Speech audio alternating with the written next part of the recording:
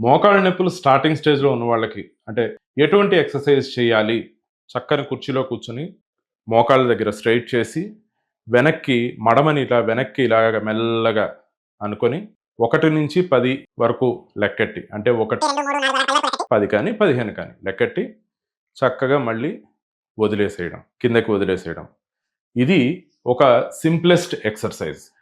ఉదయం, సాయంత్రం చేసుకుంటూ ఉంటే కనుక మోకాళ్ళ కండరాలు అంటే మోకీలు చుట్టుపక్కన ఉండే కండరాలు బలంగా ఉండి మీకు సత్వరంగా నొప్పి నుంచి నివారణ కలిగే ఛాన్సెస్ ఉంటాయండి. అలాగే ఈ ఎక్సర్సైజ్ ఒకటే కాదండి.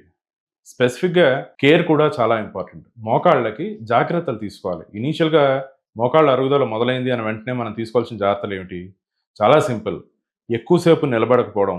అలాగే ఎక్కువగా జాగింగ్, రన్నింగ్ అన్‌ఈవెన్ సర్ఫేసెస్ మీద చెయ్యకుండా ఉండడము. ఇవన్నీ కూడా కొన్ని జాగ్రత్తలు తీసుకోవాలి. ఇవి చాలా కొన్ని జాగ్రత్తలు మాత్రమే.